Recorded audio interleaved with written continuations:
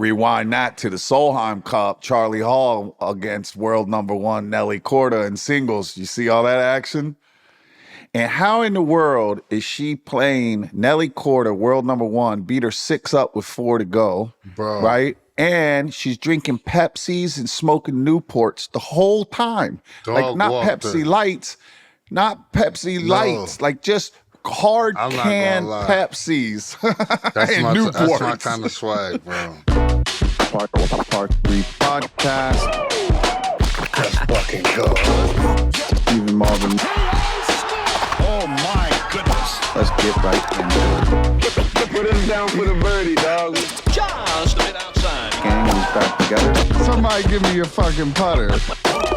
Hoard the putt in. I had to make it. Hello, everybody. It's been a long time coming. I'm one of your hosts, Stephen Malbon. My man, J.R. Smith, is right here. And we are the Part 3 podcast, Carmel, California to Dallas, Texas. Connect. Swish, what is going on? Ain't nothing, man. What's good with you, bro? I feel like it's been forever and a day since I seen you, dog. Yeah, it's been a long summer. See, you for been both working. of us. Yeah, working. You've been working with the little bit. You got the new baby boy in the world. That's the real work. That's the real work. Successful birth of baby Swish. Yeah. Hey, man. I didn't do nothing you know this what? summer. I'm gonna take a sip to that. Cheers. I'm gonna take a sip to 5. Yeah, I didn't do shit this summer compared to Swish. Swish had a baby boy, the first boy in the Smith family. How you feeling? I'm feeling really good, man. But it's crazy. I swear, man. I really like, and I hate to say it like this because it's like obviously having girls is like you don't know. You have 2 boys, so I need to find out. Yeah, you need to fuck around and find out. I ain't gonna lie, because the girls make you soft.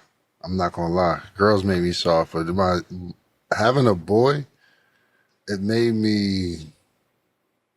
I never felt more like trying to be on my shit opposed to now. Like when I'm not gonna lie, like there's a few moments in my career where I feel like I really like locked in and became who I was supposed to be in that moment anyway. Maybe not in totality, but like who I was supposed to live up to at that time. And now I feel like more than any, I feel like this is like probably the 3rd or 4th real life changing moment that I've had in my lifetime. Like in my whole lifespan, like I feel like my whole vibration is different. And it feels like, I'm not gonna lie, like it feel like that with every kid, but like when with a son, for me, like it's just, I don't know, because also he carries my name, so he's gonna be the 4th.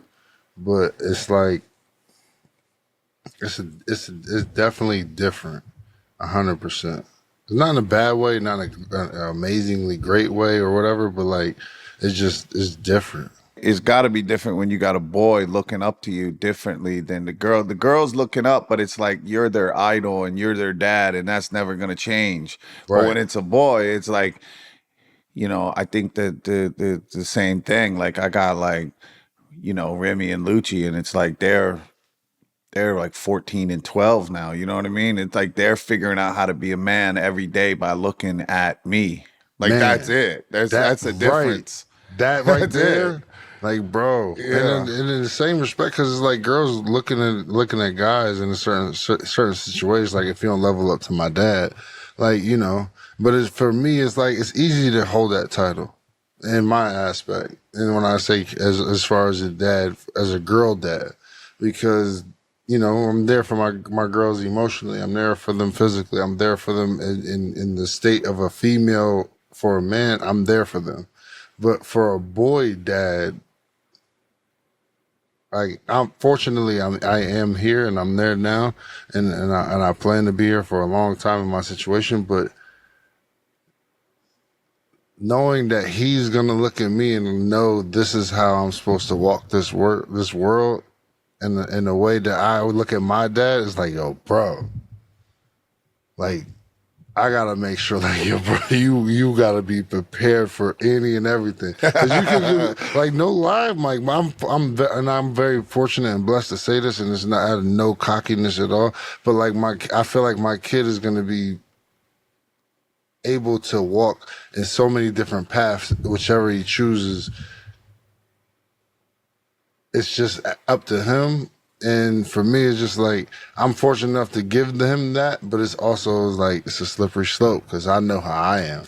And I know if he's going to be like me, like, I got to like, yo, bro, you got to chill. You know, the thing though, is like, you know, I think it's cool with the boys or from, you know, I don't have a girl. So first of all, just jump back to the girl. I heard this one. My friend Scam Dust told me this years ago. Scam told me that, like, he said, Steve, you know how much you love your sons, right? I said, yeah, of course. He said, you love them. You do anything for them, right? He goes, now picture this. If you have a daughter, and God forbid they were all on a second-story balcony and it was on fire, and your boys and your daughter all jumped at once, which one are you going to catch? He's like, well, I'm going to catch the daughter.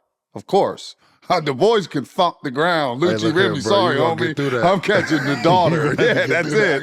So he's like, if you would let your son bounce on the ground to catch your daughter, the love between a father and a daughter is way different on that level that I'd let Lucci and Remy just hit the dirt. I'm diving to catch the daughter. There's no question, right? And even you, like, when your son's like 8 and you're your next youngest daughter and they both jump, it's like, sorry, little man, you'll get up. Like, it's okay. It'll make you stronger. Yeah, it'll make you stronger. Don't worry. Sure. You'll be all right. You catch your 13-year-old daughter and let your damn 4-year-old boy bounce just because it's a daughter. So interesting there. And I feel like, you know, you only live once, so obviously I feel I need a daughter, and we're gonna, you know, start working in that direction. Eric and I. Hello, this is Remington Malbon, and I'd like to present to you our sponsor, Doer. You've got to try Doer for yourself. Whenever I'm on the golf course or out with my family, Doer has me feeling good. Doer's stretch performance denim and lifestyle is built for doing. It's time to level up your wardrobe with Doer.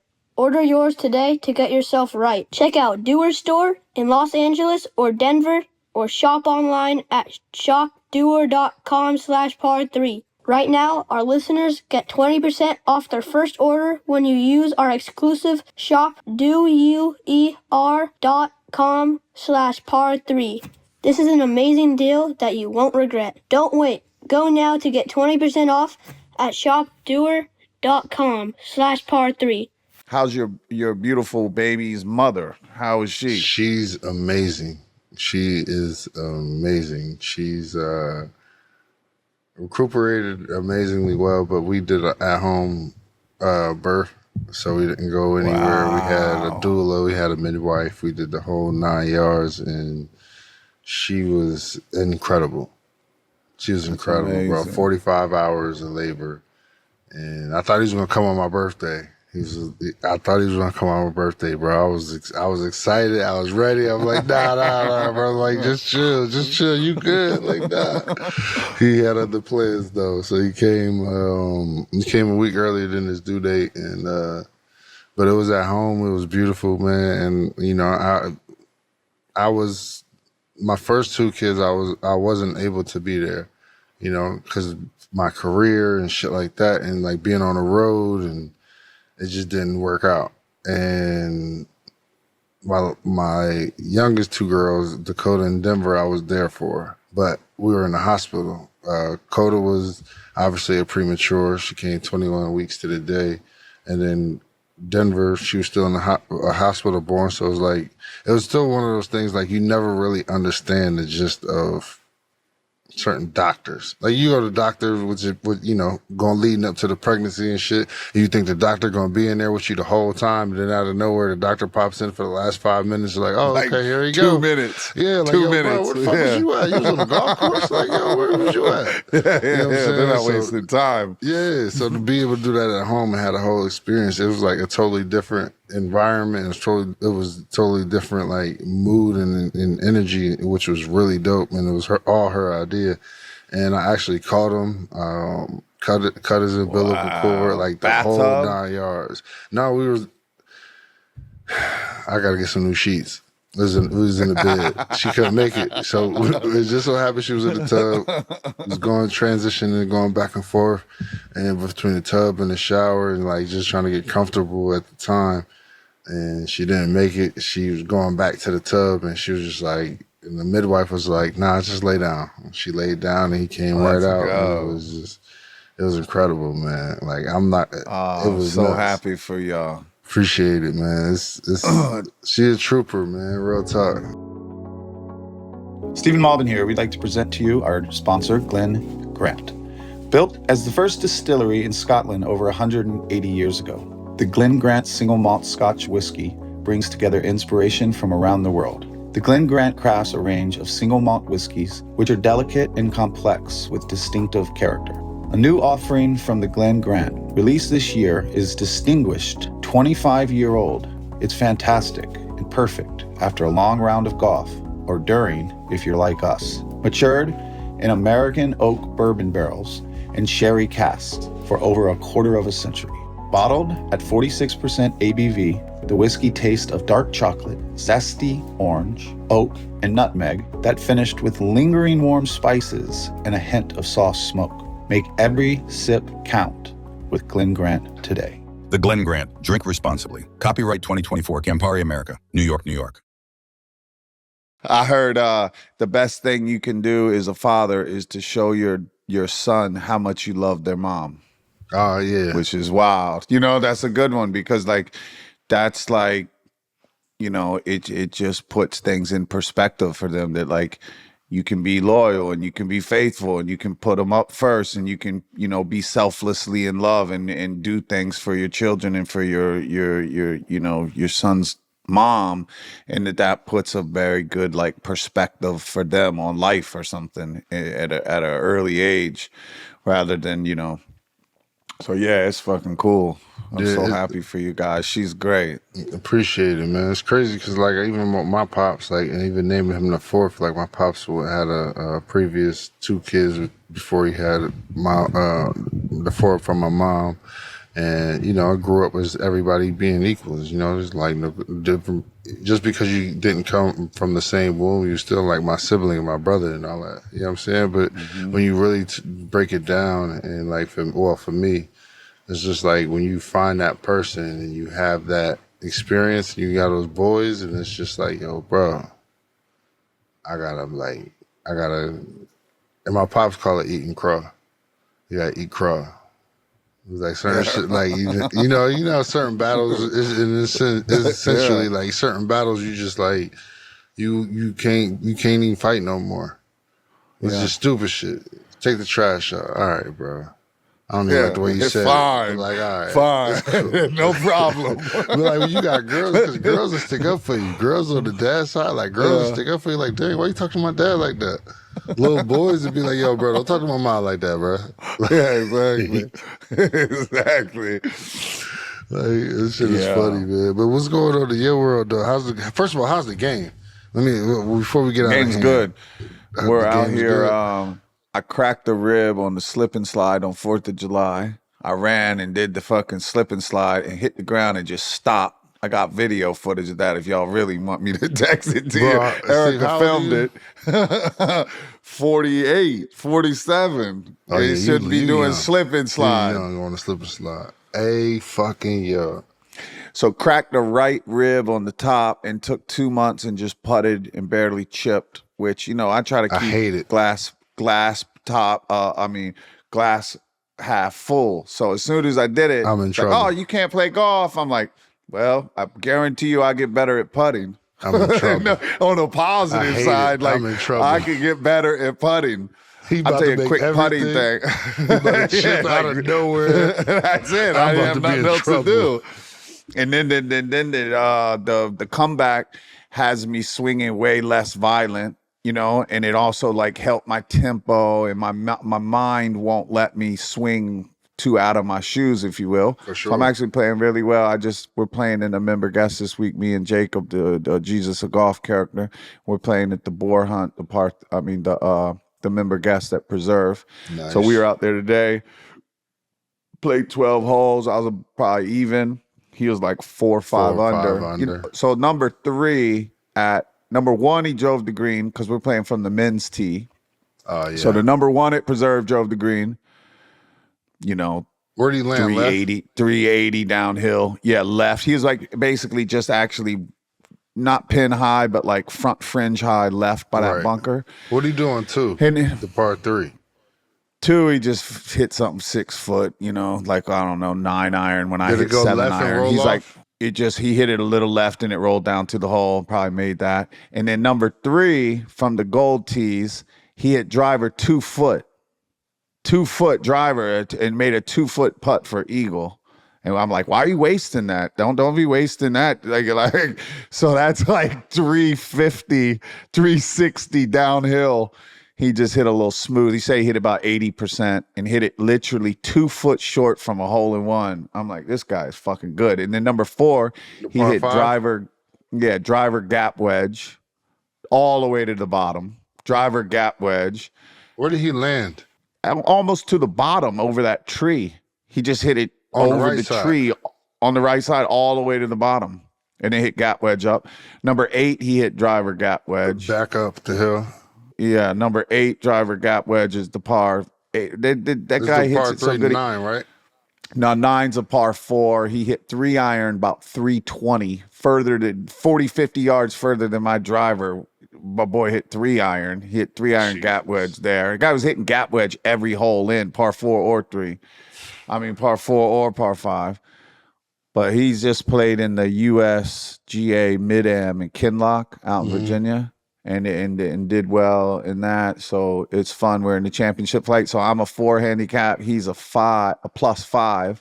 So I think I'm the highest handicap in the championship flight. So I'm basically getting 9 strokes. Fucking and he's winning. getting none. And I play Jason Day if he gives me 9 strokes at the Preserve. You know what I mean? 9 strokes, me at the Preserve. I'm gonna be hard to beat. At your house, at the home? It's gonna be hard to beat there. All right, Part 3 podcast. The time has come. The merch has arrived. We are now doing merch. Make sure you go to part3podcast.com to go get your merch, dog. You already know we got Steve in the building, so we coming right with it. We ain't playing with y'all. We coming through with shit y'all gonna want to wear and shit y'all need to be wearing. So make sure y'all tune in, tap in, click that buy button. Send that, Part 3. Holla at you.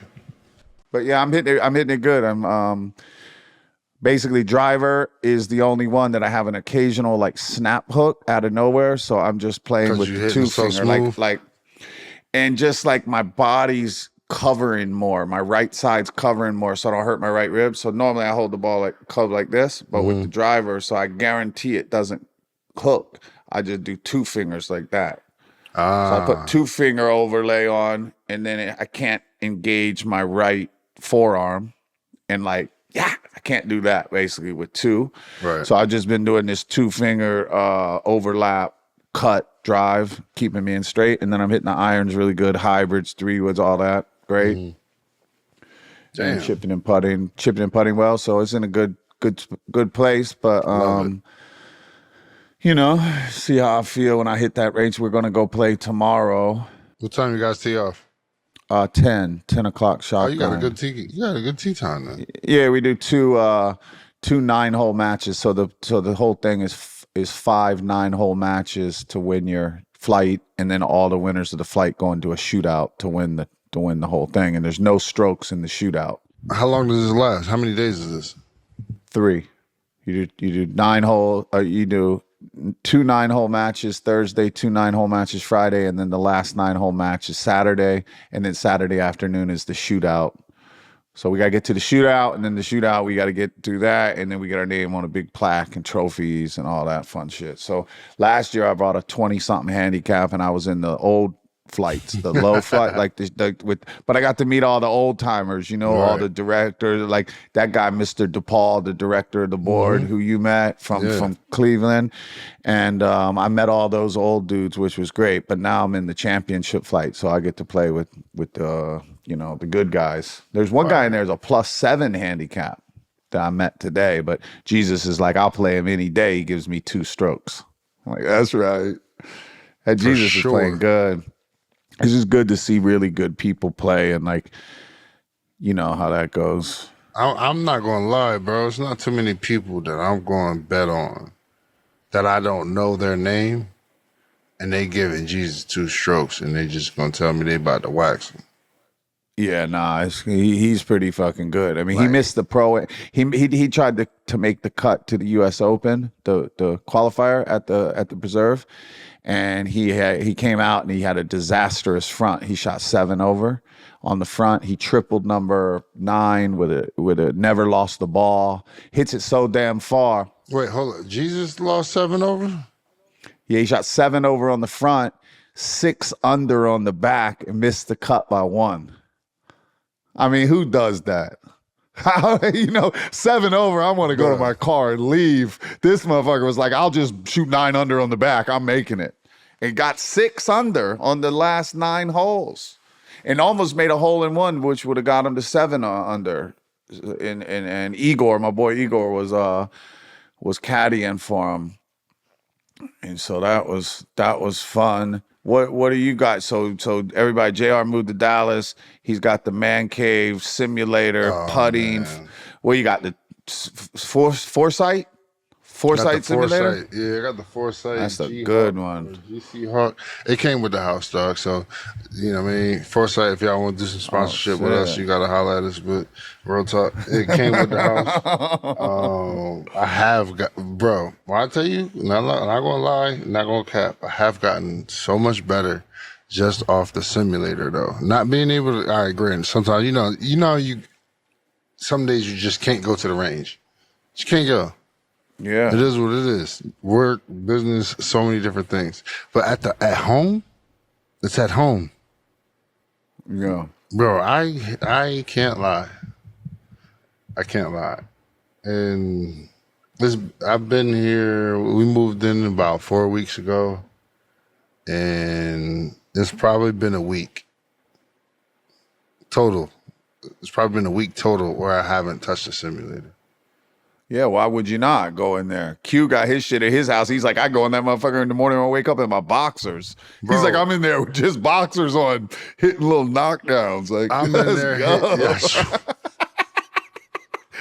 Little lazy knockdowns fucking in his drawers. Man, Why not? Before my son came, bro, I was in here blazing, had my little coffee. I had my, I was hitting little 60s, no lie, I'm hitting little 60s, bro. I'm literally hitting 60s, 56, just like trying to hit it to 55 yards. 50 Yeah. 50 yards, 60 Let's try yards. 52. 60? Like, why Literally not? just trying it. Yeah. Like, fuck it. Yeah. And bro, when I tell you I just transitions to the course like that, it's like, shoot it. Oh, 65 yards. Oh, bet. Yeah, like I got something for that. Yeah, I got something for that. I know Give it's me- that. I give know me what that that's thing. like. Yeah. Bro, did you perform that and knock that shit to 3 feet Yeah. or 2 feet and just tap in, or like Yeah. people just looking like that shit? When I tell you, man, the feeling. I love the man. simulator. I love the simulator situation. Here's a good story for you. Jason Day had an auction and a charity golf tournament or such. So I took the whole family out to Ohio, and wherever he lives outside of Columbus. He lives on the 3S or something highway that goes between 3C highway or something. It goes between Cleveland, Columbus, and what's the other one with a C in Ohio? Cincinnati. Cleveland, yeah. So something Cincinnati. like this, the 3C highway, yeah. So he lives out there, and he's got a barn, simulator barn, putting green, all that Shit's stuff, all incredible. full swinged out. Yeah, I got to go do all that with him. And then outside, he's got 2-3 par threes. He's about to make it a full 18-hole course and all this and that. Really? But he's got bunkers from Augusta, pop bunkers. He's got bunkers from like 4 different types of bunkers from all over. So he's got a bunker that's made to match the bunkers at Augusta National with the exact sand as Augusta. And then he's got pop bunkers that are the exact same as like Scotland or Ireland. And then he's got other bunkers that are my like God. pebble bunkers and pebble sand or some shit, like Torrey Pine bunker. So this fool's got different sand in each bunker. I gotta go. I gotta go. Yeah, that one's ratty. We Jason should will go wait out for there the and do invite. it. Exactly. We get that. So anywho, this is a pretty cool one to hear. So 2 stories about putting and chipping. So Jason is watching Remy hit the ball in the simulator, right? And Remy's just striping the ball, right? And he's filming it, and then he's going on the video and watching it over and over and over, like bringing it back forward. Oh my God, look at the placement. Look at the top. Look at the slot. Look at the follow through. He's like, Remy, your swing's as good as mine or better already, and you can strike the ball better than me. I've never been the best ball striker on tour. But he said, but I've had a really good career at golf. And Remy's like, obviously, look around. You got a mansion with a golf course. Like, obviously, some shit like this. And he goes, Remy, here, let me tell you the secret. I got all this because I'm good at putting. I got all this around me because I'm good at chipping and putting. And so now coming back from Ohio every day, Remy, like, I want to go putt. I want to go putt. I want to go putt. Because like you can only get so good at hitting the ball, right? Like every pro is going to hit the green on a par 3 with a tee, but how many of them are going to make the putt, right? So Jason can make par, I hit it in the bunker, hit it 4 foot, make the putt, par. Another dude going to hit it 12 foot, lip out, par. It's like it doesn't matter how well you can strike the ball. And then the other story is world number 1 Nelly Korda. This summer we were out in Evian at the major Evian championship or whatever. And so Nelly shows up on a Tuesday, deep, 6-7 people. Nelly Korda, world number 1. She's here, the range. She's got her whole squad around her, right? Goes to the range, hits 3 wedges, couple 7 irons, couple 2 iron or 4 irons, 3 woods, 2 drivers, 15 minutes on the range, moves to the putting green and putted for 3 hours. Like, she went through her bag. She hit it all pure. What am I going to do out here? I can't get better. I can't swing better. I can't hit it better. If I sit on the range and just keep pounding balls, I might get worse. Right. I'm not going to get worse if I go putt for 3 hours. I might get worse if I start messing with my driver or start doing this or start doing that. But there's no way on earth I'm going to get worse at putting if I go putt for 3 hours. So she literally did 15 minutes on the range and then went and putted for 3 hours, grinding all 6-7 people on her squad. So it's just amazing at how, like, I watch like driving ranges or whatever. It's like you go to the driving range is full. You look at the putting green, empty. But you got to putt every hole. So why we out here hitting every hole? You got to putt, and no one practices putting. But it was great to hear Jason put it in perspective. It's like Jason was the number 1 golfer in the world, and made $100 million playing golf tournaments because he's really good at putting. I played golf with him. He was number 1, by the way. You did? He was fucking good at putting, wasn't he? He was fucking amazing. I carried his bag. At Firestone, bro. I carried his fucking bag. That bag is heavy as shit. Yeah. Little My Nike boy, Luke. gig. My man Luke. I saw him, my man Luke, the caddy Luke. Luke is the best, but they're great. I just saw them out at... Every time you say Luke, I think of the fucking nail polish. I swear. Sabonic Luke. Sabonic Luke. Yeah, Luke. He's great. Luke, I don't know what the hell. Me and Luke, we just shot Jesper Parnevik for this Keith Haring collection up in Pebble.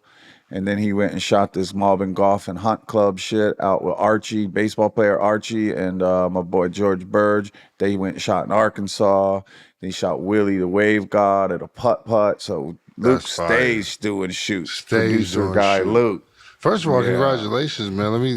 It's kind of late and say, first of all, we fucking 30 minutes into the show, but congratulations on hiring the CEO, man.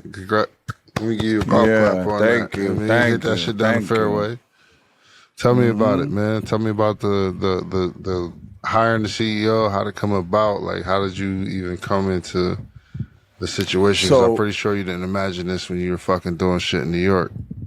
Yeah, like basically the company, we started it, Erica and I. And so basically, I have a background in like creative directing and content and publishing and design and all of this stuff, but I've never run or, I kid around sometimes and say I've never had a job ever type of deal because I ran my own agency and I started a magazine and I did this and that. I caddied prior to that. So I have had jobs, but I never really had a job. Like, I don't understand the corporate, structure and organization and like infrastructure that's needed.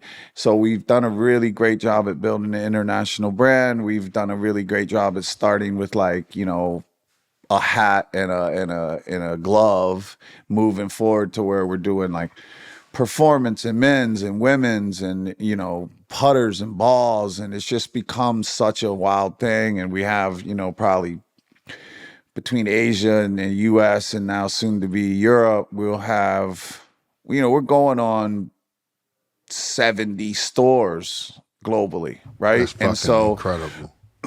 It's wild at how fast it's grown. It's wild at like, it's shocking that we've been able to do what we've been able to do with the, the skill set we have, which is basically like, listen to my heart, listen to my intuition, common sense wins. If you buy something for $2 and you flip it for $4, it's a pretty straightforward,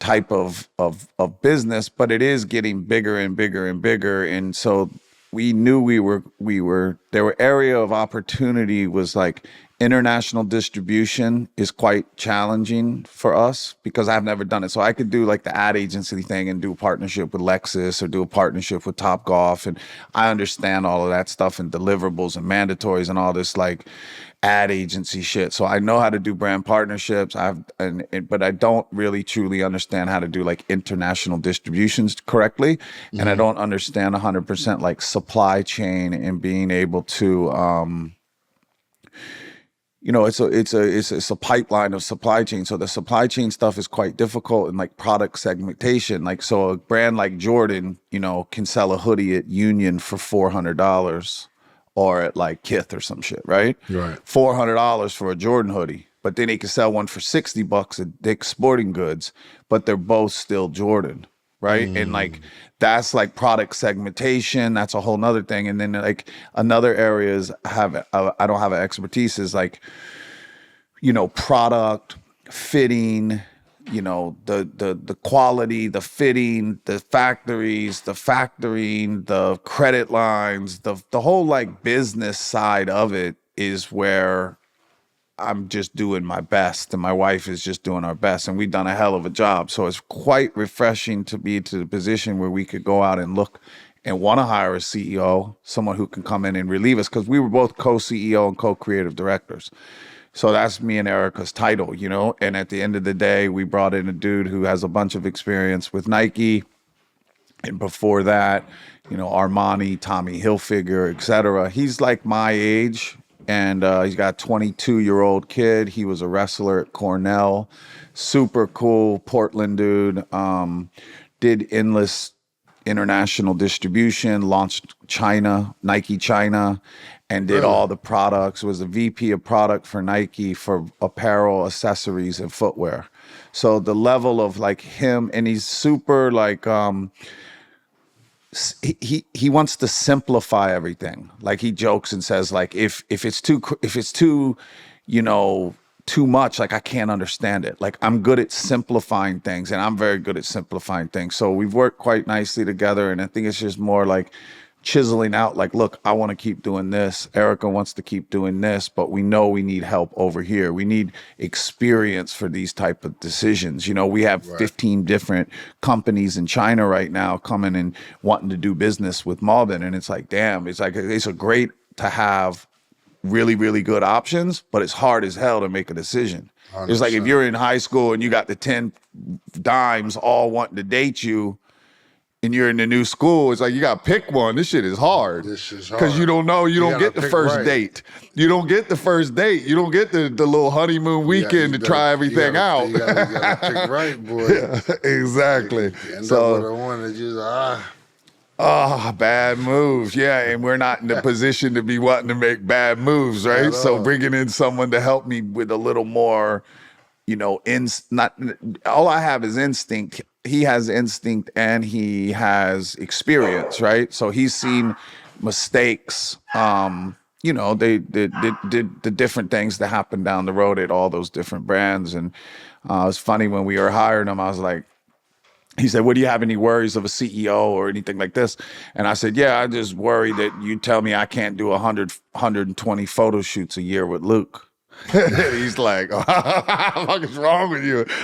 I'm like, "Yeah, I just like storytelling, designing, golfing. So like, I want to design 120 collections a year and do 120 fire photo shoots. Like, as long as I can keep doing that, I have no worries." For sure. And he's like, "I'm not gonna stop you from doing that."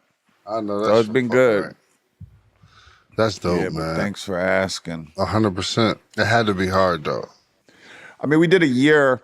We interviewed people for a year, and this shit is like the hardest part for me because it ain't really that hard. But when you get on a Zoom and you got a headhunter and they put me on a call with so and I read his resume and I'm like, all right, looks interesting, and I pop on Zoom and I look at him and I go, fuck, I'm gonna have to sit here for an hour and talk to this motherfucker, and there's no way I'm working with this dude. No way. No way in hell I'm even playing golf tough. with him, let alone working with him. And I gotta sit there and just, you know what I mean? So, like, I'm burnt. At least Erica's much more, she can do it. She understands it, and she's like, and She's talking through it. But yeah, and it's like even on all those though, because you do an hour interview with a CEO, and it's like first half hour you getting to know him, and then the second half hour they'll start telling you, things you need to look out for, things you need to watch out for. In the next growth period, you're going to need to think about these things. So every one of them, I at least got to learn a lot from it, but it is a pain in the ass when you start the damn call and you immediately know, like, I ain't hiring this dude. I can see it from here. Yeah. No chance. 100%. It's that first date, and you just like, notice it's not going just let me go home. Here, let me pay for your cab. I'll pay for the cab. This ain't gonna work. Ma, what you say? You needed me, huh? Yeah, exactly. Like, I'll be right there. My bad. House is on fire. Damn, the garage is on fire. Oh man, I gotta practice in the morning. I gotta go. I can't do it. Curfew. What's been going on in the golf world, man? You been in any tournaments, anything? I went to the Live event out here in at Marydoe, which was fucking amazing, by the way. Who'd you play with? I played with Matty Jones and I played with Terrell Hatton. Got it. Terrell Hatton good?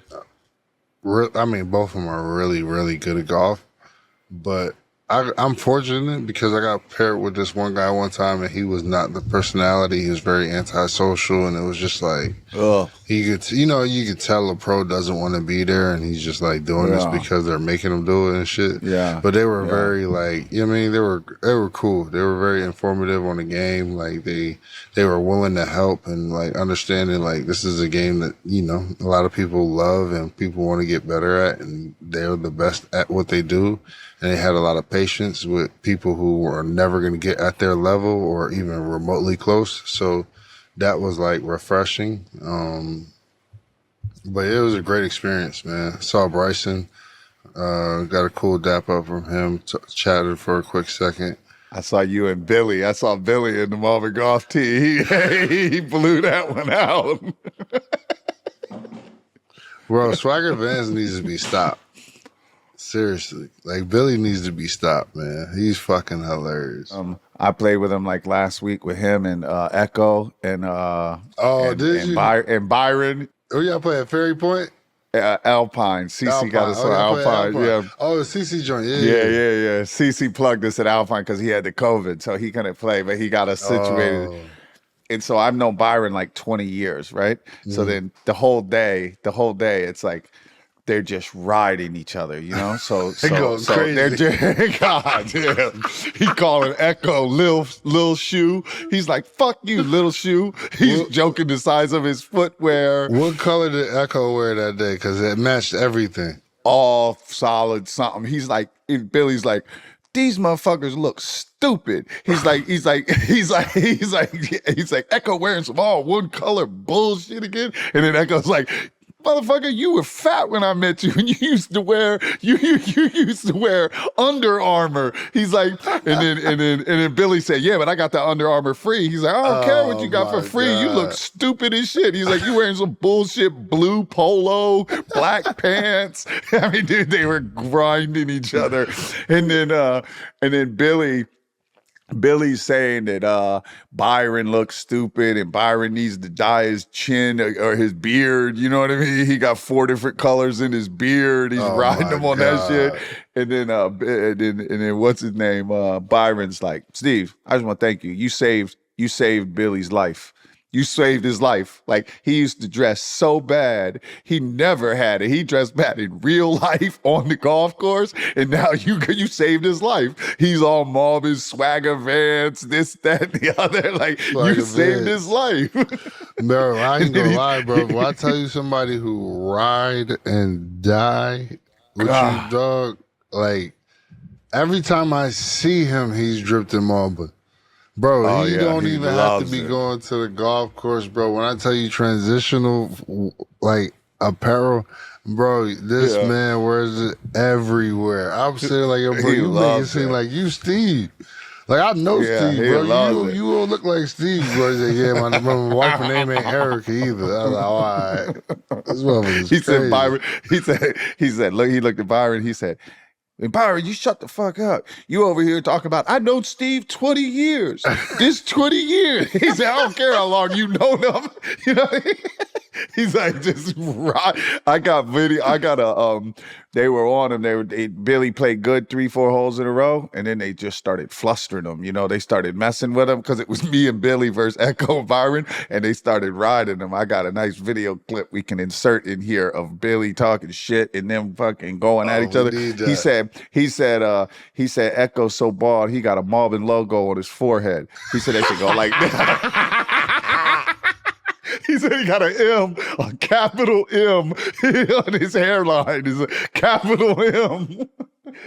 They're just killing each other. They call him chubby armor. They're calling Billy this chubby armor because he's wearing Under Armour. Billy said, I was only chubby 1 year. I was only chubby 1 year. I was only chubby 1 year. It's crazy. Yeah, they're a blast. And I don't have much. You can't have more fun than playing with them dudes. It doesn't get any more fun than that. It just doesn't stop. Hilarious. And his violent ass swing. God, that dude swings violent. Man, and you know what's funny, bro? Like, I played with him out here before the live event, and like on a Wednesday, I think the pro-am I think the pro-am was Wednesday. I think we played on like a Tuesday.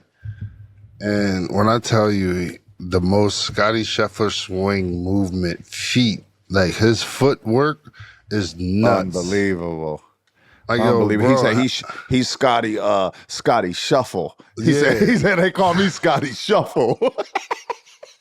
His feet shuffling all over the place. He's a Callaway guy, by the way. Triple track. Let him know. Oh, he doesn't stop. The trickle track. It's all shout outs to Callaway. Every hole. Yeah, you see my equipment. Hole. That's the only thing you can do is put that motherfucking that ball go heavy left to right. Really is hilarious. But I heard you said you was the President's Cup earlier.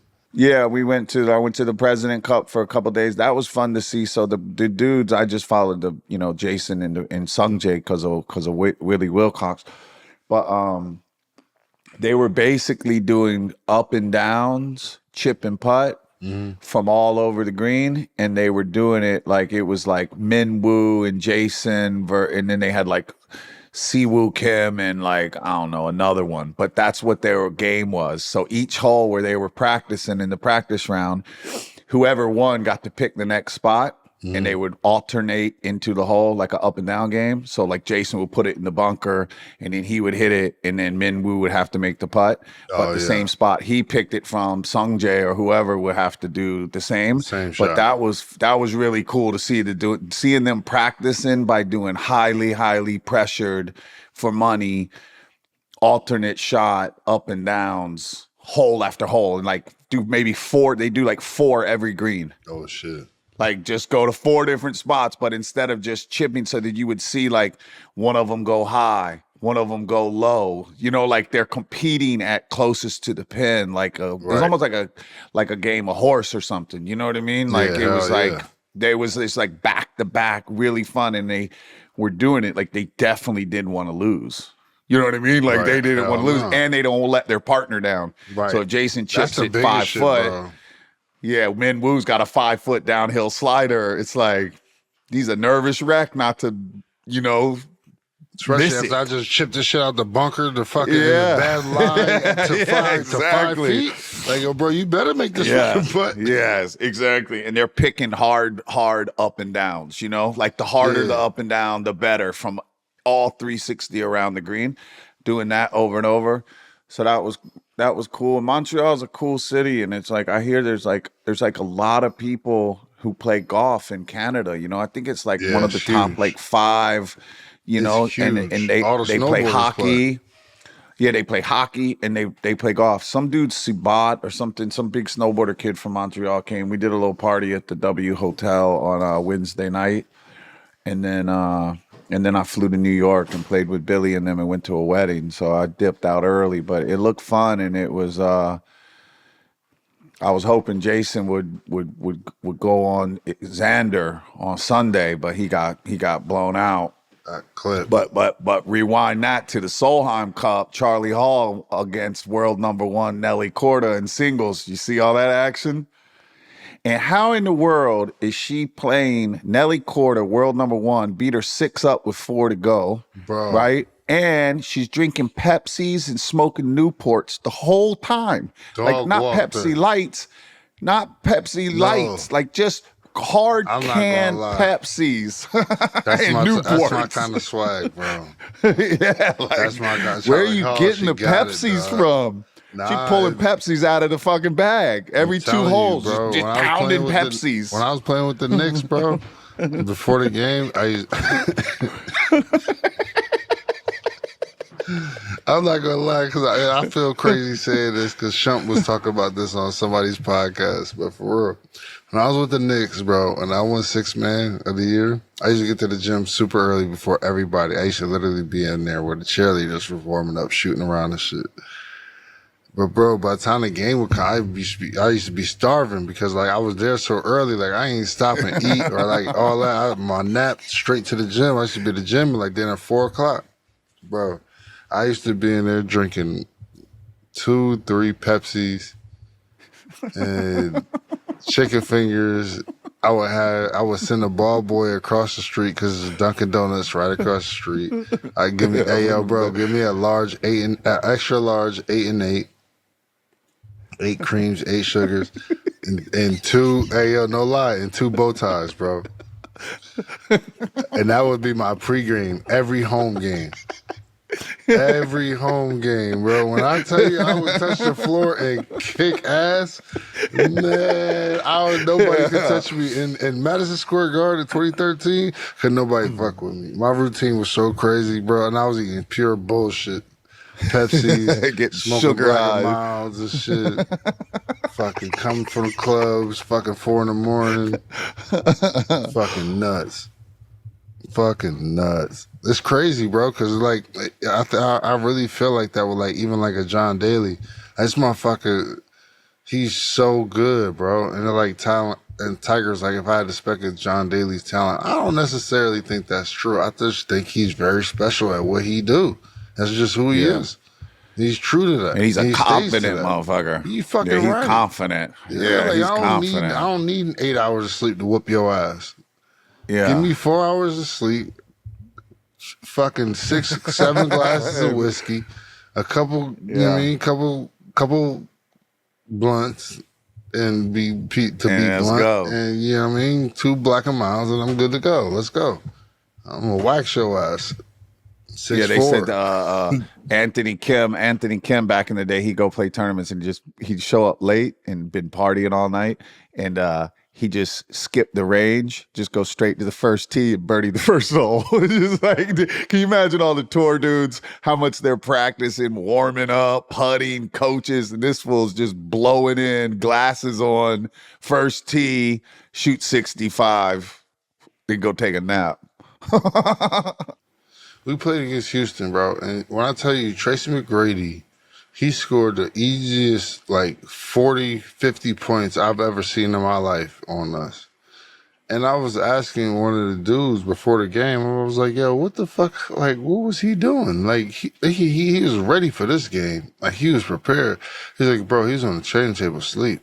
I'm like, bro, he didn't shoot one shot for warm-ups. He didn't come in the layup line. He didn't do a little finger roll. No, nothing. Gave us straight 45, 50. I'm just like, it's just some people just got it like that, bro. Like, I don't need that. That shit is incredible. I seen Melo, Melo stopped warming up at a certain time, but I knew he was like getting massages and like still preparing for the game. But I would still go out and see him get 60. Bro, to be asleep before the game and just wake up and somebody just like roll a ball out in an NBA game, like you didn't stretch or nothing, and to go get 40 to 50 points against elite athletes who prepare for this game, that's impressive. Some people got it different. Some people got different batteries. Got it. Yeah, that shit is different. Shit is incredible. Obviously, you got to work to a certain point, but I don't know, man. That shit is impressive.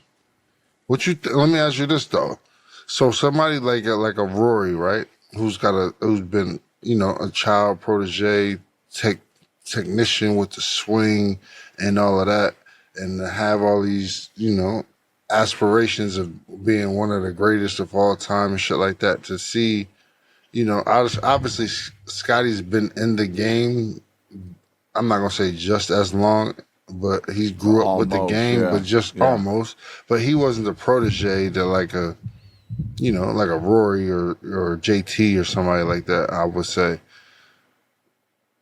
But like to pick up the game and like be just a gamer, like, to have a year like that, like he's a gamer, dog.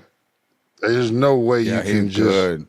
I'm not like granted he work on his game. I'm not discrediting him and like practice, because I feel like golf is a game you have to practice at in order to be good. And I'm sure so many of these pros take their talent to an absurd level, but he's just a gamer. Some of them is just gamers. Yeah, they're just built different. Like and again, it's like, I saw something the other day on Scottie. They had him on like a PGA Originals or something, and he had all of his old hats when he was a kid, his like dad hats, and they were sweat stained, just like the whole thing was just layer and layer and layer and layer of sweat stains. And he kept those hats to remember how many hours he would practice on the driving range. In Texas, in Dallas, right? Or wherever. He's probably Dallas. Yeah. It's hot as shit, and he's playing all summer long, and he's playing 36 holes and playing from sun up to sundown, and just he kept all the hats in his simulator room at his crib, his trophy room or whatever. All those hats are up there, and they showed it, and you could just see that it was like they used to like make fun of him, kid him that he was wearing all these old dirty ass hats, but he was never like a fashion guy. He was just like, well, it's sunny and I need to cover my face, so I'm going to put the that little Titleist hat back on, or whatever the hat was at the time. Right. But like, even just talking to like, what I was saying about Jason, it's like ball striking wise, like I was talking to Jesus about it today. Like my man, Sam Ryder, right? He's on the tour and he's, I don't know, he's not Scheffler, right? Right. But if Sam Scheffler had hit, by the way. You don't fuck with him? Nah, he's a dick. You can tell him I said it. Don't edit this out. He's a dick. Tag him. Tag him. He's a dick. But what I was saying is that if a guy like that who's, middle back of the pack on tour, right? If Scottie Scheffler had his ball striking and still kept his mind in his short game, Scottie Scheffler would still has won as much as he had won this year. Yeah, like the ball striking shit is the ball striking. They all can strike the ball incredibly well, right? Like, but at the end of the day, like, I did a thing. It's like I'm I'm a 4 handicap, right? Like I'm not even great at golf. I'm not even good. But like I was kidding around when I shot something with Joel Damon in Arizona. He said, "How's your game?" I said, 13, 14 holes. I'm just as good as you, buddy. We're the same 13, 14 holes. I got no problem to say it. Now, it's the other 4 holes that I make double and you make birdie and you beat me by 12. Right. Like, golf's weird. You know what I mean? Like, I can hit the ball sometimes so good. It's like hard for me to believe anybody could beat me. But I make mental mistakes. I hit it in the areas you can't hit it. I played the other day. I hit driver on a par 5, and I had a 5-wood in my hand coming in, and I said, well, it's too much club, but I'm just gonna hit a high, soft cut 5-wood, and I'll get it on the green, and I get an eagle chance, you know? Dude, I hit that shit pure, dead straight, 25 yards over the green, lost the ball. Just as good as you could possibly hit it. And it's like, if I would have hit a 4-iron, I would have been on the front of the green and I would have had a good chance to make birdie. But instead, I pulled this bozo move. It's like bad decisions. You know, Willie Wilcox always kids around. He says, like, dude, you're good at golf, but like, you just need a caddy. You can't think. You know, it's like, I'm out here, like, I'm like, you're right, dude. I can't. Like, God, that's how I feel. God, I can't think, dude. It's like, I'm on a par 4, and he always, when I play with Willie, he's always like, what are you going to do? What are you going to do? What are you going to do? Every time I hit it, and I say, oh, I'm going to hit a little hold-off cut driver down the left rough. I'm going to cut it in the fairway. He says, well, you got a lot of wind coming from the right. Are you sure that's the best play? And I said, nah, I guess I should hit a draw off the right rough. There you go. And then I hit it perfect, you know? And had I hit the hold off driver down the left perfect, I'd have ended up in the rough or worse than that in the left over there. And even like Charley Hall, I where you just can't be. I'm going to make bogey from there or double over. It's over. There's a double and I hit a perfect driver. Or like that 5-wood I hit a perfect 5-wood. Just should have hit a 4-iron, cost me another double. Yeah. So that shit happens to me just clockwork always. It's the game of percentages that I hate. Yeah, it's tough, dude. You can hit the shot. The shot that you're trying to hit initially is a tough-ass shot. But the shot, if you hit that shot perfect and you end up where you're not supposed to be, that shot is even harder than the shot you just hit. Over. So it's like, bro, yeah, it's mental, dude. It's mental. Going to Scottie, back to Scottie. It's just like, it's mentally tough in having grit and not making bad decisions that cost you 2-3 strokes. Yeah. You know, like Charley Hall, I play with her on a par 3. Every time I play with her, I'll hit it all day long. Good. I pure the ball on par 3. I'll pure 8-iron, and it'll either hit the front and zip off the front, or it'll hit the back and one bounce off into some pine straw, you know? And then I hit it pure. She heard it. She saw it. I'm holding my follow through. I'm over here like, say something. Like I'm trying to impress her ass. You know what I mean? Right. I hit a perfect 8-iron. I'm just holding it. And then the fucking ball hit the green, U-turn, come way down the hill. And she'll go, that's why you're a 4, soon to be a 5. And it's like, yeah, pretty much. I mean, I hit the 8-iron perfect and I make a fucking bogey. She hits her 8-iron perfect. She's 4 foot. She makes bogey. But so there you go. She just you do that shit 3-4 times and you end up shooting 80. It's like, that's what happens. People don't realize how much that shit is, bro. Like, real talk. It's one thing of, and that's one thing I can't say about the simulator. Like, my numbers have gotten so good to where I know, like, the number I want to hit my club at. So, like, being pin high, it's like, I seen this interview that Tiger did one time. It's like, and it was pro asked him, he's like, well, do you hit the ball pin high? He was like, well, like, how many flags do you shoot at every per round? He's like, well, probably 1. He's like, all right, good. He's like, well, the next question is like, do you hit the ball pin high? He was just like, yeah. And it's just like, well, if you can hit the ball pin high and you're not firing at flags, 9 times out of 10, you're going to be in good shape. To make a birdie. You're going to be in great spots to make birdie, or if not make birdie, you at least progressing in a situation where you're easily making par. If you can easily make par and move on to the next hole, you're not putting yourself in dire straits like, damn, I need this to save bogey. And then you fucking making double or triple. It's just like, bro. Lee Trevino said the quickest way to go broke on tour is to keep giving yourself 5-6 foot par putts. It's like 100%. you just can't do it. You can't keep it up. You might get up and down a couple times. You might make a 5-footer here or there, but like if you keep giving yourself 5-foot par putts, it's too much pressure. You're going to crumble at some point. You know, you just need easy pars. Birdie 100%. chances, tap in par, move on to the next hole. Yeah, and that's what I heard Tiger too. Yeah, he said the best thing he could ever tell an amateur golfer is like, just hit the ball pin high. Hit it pin high. Don't be on the back of the green with an impossible 2-putt. Don't be on the front, catch a false front. You know, just hit the ball pin high. If you're 10 foot left of it or 10 foot right of it, who gives a shit? You got a 10-foot birdie putt. 100%. And that's more in working on your yardages in there and all that. That's people don't even realize it that if you hit a perfect pure iron dead at the flag, but it goes 10 yards too far or 10 yards too short, that's worse than pulling it 10 yards. 100%. You hit it at the flag and you pull it 10 feet, you're on the fringe, 2-putt, let's go. You fucking hit it on the back of the green, it one bounces off the back. Now here we go. Nowhere to be. Yeah. Oh my God. you can't do and it. There's a downhill you can't get slope, out of it. and the greens you can't are fast, get out of it. And it's just like you can't stop it. It's like, bro, you can't stop it. It's over. Good luck making triple. Yeah. It's over. Yeah. It's just but I think that's the whole like, you know, going to what Scottie, like they all can pure the ball. They all strike the ball really, really, really well.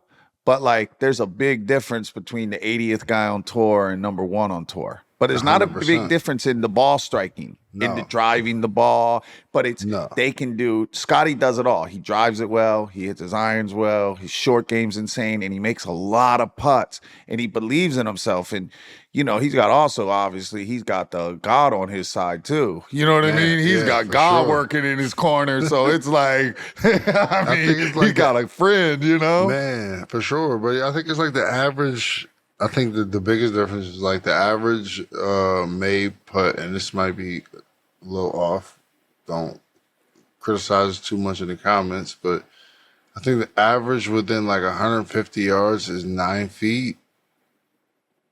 And then the average make between like the top 50 to the top 10 is like 2%. Yeah. Of a make miss chance. Like that's astronomically different.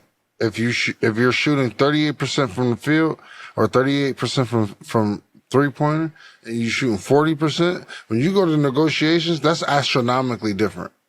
I don't know if people like really know how much 2% really is. When people say we'll get 1% better, that shit's like a real thing. But like when you get paid and you're like literally a major champion, it's literally 1 or 2%. Yeah.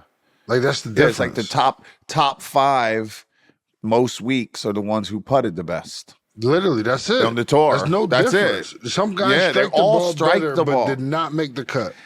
But it doesn't matter if you strike the ball well. You know what I mean? You're gonna, it doesn't matter. That's why seeing Nelly Korda go hit balls for 10 minutes and then go putt for 3 hours. It's like, that's smart. You know, I see the middle school and the high school team at this where Remy goes to school. After school, every day there's a dozen of them on the range. You know, and there's like 2 of them putt, and they're Chinese, and their mom and dad make them. It's a boy and it's a brother sister, right? And they have parents give them a rule: you can hit balls for an hour, but you have to putt for an hour. So they go hit balls and then they go sit and putt, and they got the tools and the gadgets and the tees on the thing for the stroke. That and shit works. If you do it over and over and over, and then like he was saying earlier, Jesus was saying that like let's say you're striping the ball, right? And then you stay on the range for another hour. That hour you might get worse. Yeah. At hitting the ball. Right? You might get some bad habits, this, that, and other. If you go putt for an hour, you're not going to get worse at putting. No. Even chipping, you might start chili dipping it, or you might get the yips or some bullshit could happen to you if you chip for an hour.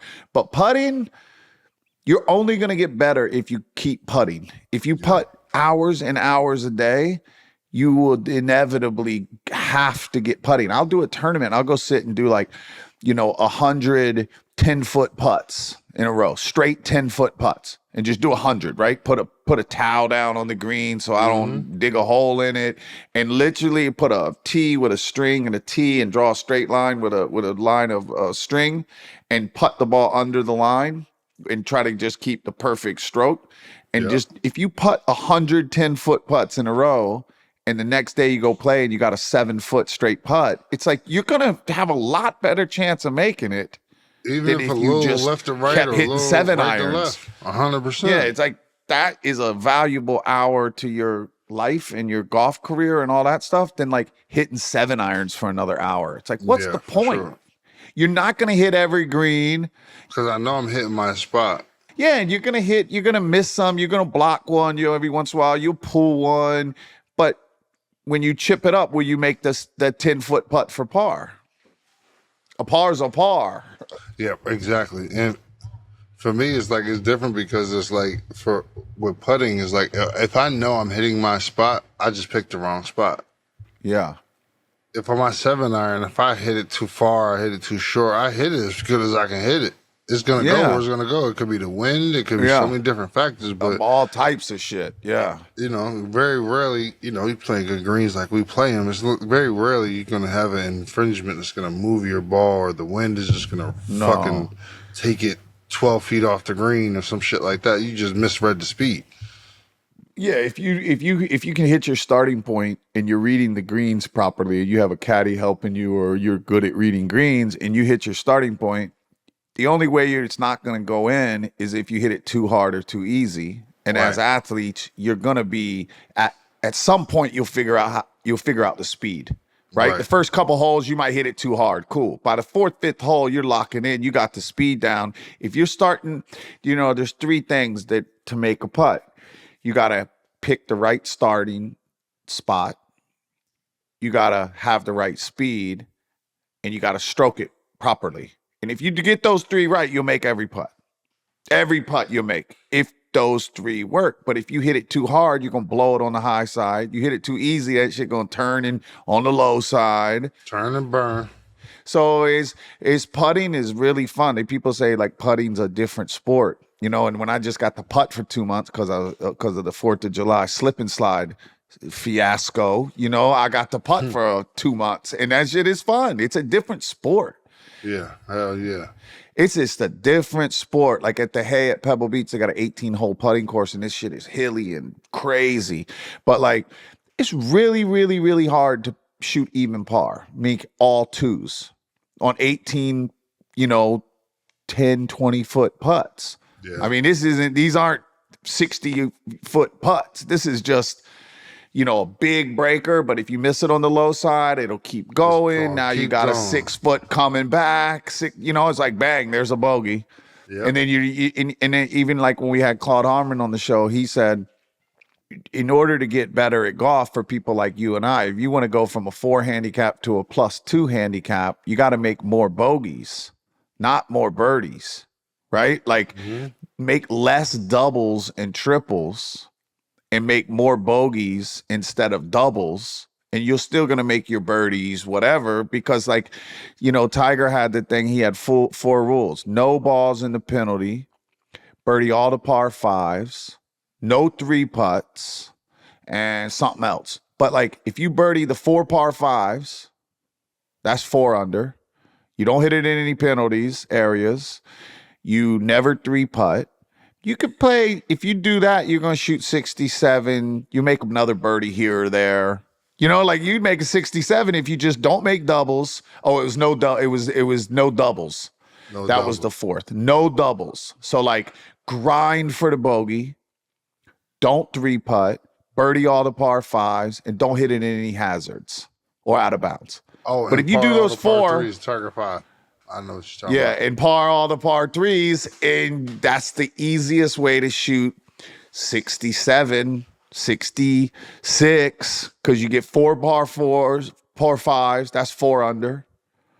You'll make another birdie here or there on the par 4s. They get you to 6, make 1 bogey. That's a little simple 67. And it's like you just start like figuring it out where you're like, little things like that. But, I heard a long time ago, like, the secret to being a good putter is to not 3-putt. Like if you know a friend who you play with and you're like, that dude never 3-putts. Well, we could all agree he's a good fucking putter. He's a good fucking putter. He can putt his ass off because 3-putting is easy to putt 3-putt if you're on a good golf course. For sure. And they put those tucky pins and you got a downhiller. It's like, it's very hard not to 3-putt on big, hard, greens. I'm trying not to 3-putt, man. I'm trying to keep that in the back of my mind. I'm actually, I got a whole Titleist bag right now, and I'm actually switching out my Scottie for my TaylorMade putter. I just roll it better. And it's like, it's crazy because I don't know why I'm so suited and Well, you booted got with my bag. what's it, a spider? Spider putter? Spider putter. Yeah. It just feels better. Just the pop off the face and just like being able to keep it on the path that I want to keep it on is just like it's so much more consistent than the Scottie. It's like I gotta hit the Scottie pure every time, and it's like I guess it's like playing blades to playing like a more cavity bag. Forgiving, yeah. Yeah. I had Jesper Parnevik out here. He played in the just show you how funny golf is. So Jesper Parnevik, he went through it around. He's done all types of he won a bunch of times on tour, Ryder Cup, beat Tiger in the single matches and at the Ryder Cup. Seve Ballesteros was the captain, and they put Jesper out because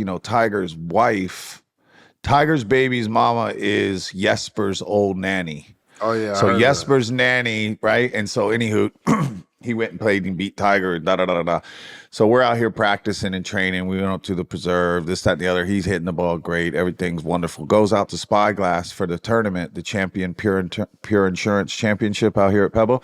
Mm-hmm. He shot 9 over at Spyglass, right? He shot I don't know, if 79 or 80 or whatever he shot, right? I think he shot 8 or 9 over, and then goes the next day to Pebble and shot 6 under. Oh, wow. He missed the cut. So 9 plus 6, right, that's a 15-stroke difference in one day, and nothing changed. Like he went to bed, he went and had dinner, he didn't go get into one, he did nothing. It was just woke up, had juice, coffee, whatever, and then plays the next day and, shoots 6 under versus the day before shooting 8, 9 over. It's like golf is just nuts, dude. But sometimes when you just start making bad mistakes, then they impact the next bad shot, Sure. And it's like it's just hard. It's like what Tiger said, no big deal, don't make doubles, but like, damn, it's easy to make doubles. Easy as hell. God, it's easy to make doubles. For sure. What a game we play. Well, the good thing is it ain't never gonna get easy. Somebody said the other day, like, well, you should enjoy the game. It's hard. You wouldn't like it if you could birdie every hole. I said, the hell I wouldn't. Yeah, you sign me up. Yeah, I'll birdie every hole later. That's all I want to do. Don't you worry about it. Let me worry about that. Yeah, sign me up. I'll take that one, no problem. All right, man. Well, that's another episode of Part 3 Podcast. Appreciate y'all showing out, coming out. It's my man, Stephen Malbon, J.R. Smith. See y'all next time. See you then.